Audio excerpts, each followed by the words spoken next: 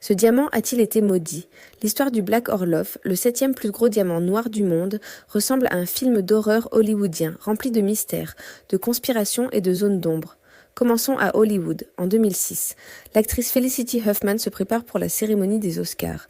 Elle est nommée pour sa performance dans Transamerica. La rumeur court qu'elle portera le tristement célèbre diamant noir, le Black Orlov, réapparu l'année précédente lors d'une exposition à Londres.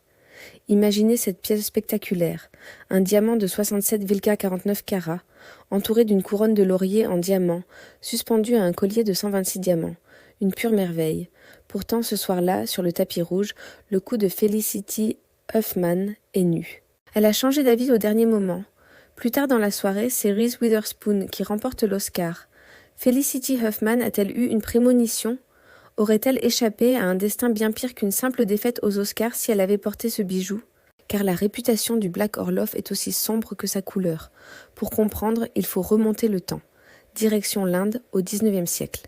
La légende raconte qu'un moine hindou aurait volé un diamant noir de 195 carats, incrusté dans une statue du dieu Brahma. La pierre était alors connue sous le nom de œil de Brahma. Voler l'œil d'une divinité de la création, c'est rarement une bonne idée. On raconte que le moine fut assassiné peu de temps après son méfait. Depuis, une malédiction frapperait tous ceux qui osent posséder le diamant. Œil pour œil, en quelque sorte.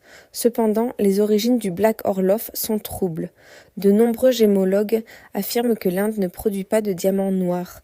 De plus, les hindous n'accordent pas une importance particulière à la couleur noire. Mais l'histoire est si captivante qu'elle perdure.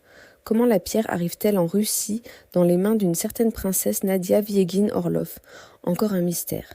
C'est à ce moment que l'œil de Brahma est rebaptisé Black Orlov. Le problème, c'est qu'il n'existe aucune trace historique d'une princesse portant ce nom à cette époque en Russie. L'histoire se corse encore plus. On attribue au Black Orlov 3 suicides présumés dans la première moitié du XXe siècle.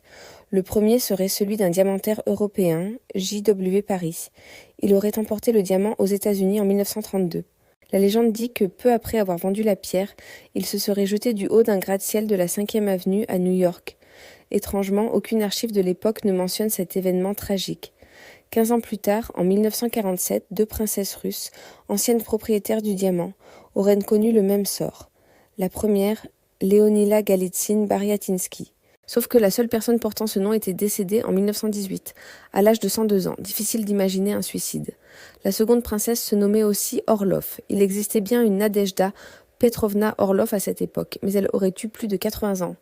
La légende parle d'un suicide par chagrin d'amour, ce qui semble peu probable à cet âge avancé. Finalement, l'histoire du Black Orlov semble être un tissu de mensonges, de superstitions et de coups publicitaires. Mais c'est ce qui la rend si fascinante. Dans les années 50, un nouveau propriétaire, Charles Wilson, décide de briser la malédiction. Il fait tailler le diamant de 195 carats en 3 morceaux. La pièce que nous connaissons aujourd'hui est la plus grosse, avec sa taille coussin. Mais où sont passés les 2 autres morceaux ? Le mystère reste entier. Ce qui est sûr, c'est que depuis cette retaille, aucun autre décès suspect n'a été associé au diamant. Denis Petimezas, qui a possédé la pierre de 2004 à 2006, a même déclaré ne s'être jamais senti en danger en sa présence. Alors, est-ce que tout ça n'est qu'une pure invention ? Une stratégie marketing macabre pour faire grimper la valeur du bijou ? C'est fort possible. Mais l'histoire est tellement bonne qu'on a envie d'y croire. Et le plus ironique dans tout ça, souvenez-vous de Felicity Huffman, l'actrice qui a refusé de porter le diamant aux Oscars. Sans le vouloir, elle lui a porté chance. Quelques mois après la cérémonie, le Black Orlov, estimé entre 100 000 et 200 000 $, a été vendu aux enchères pour 352 000 $.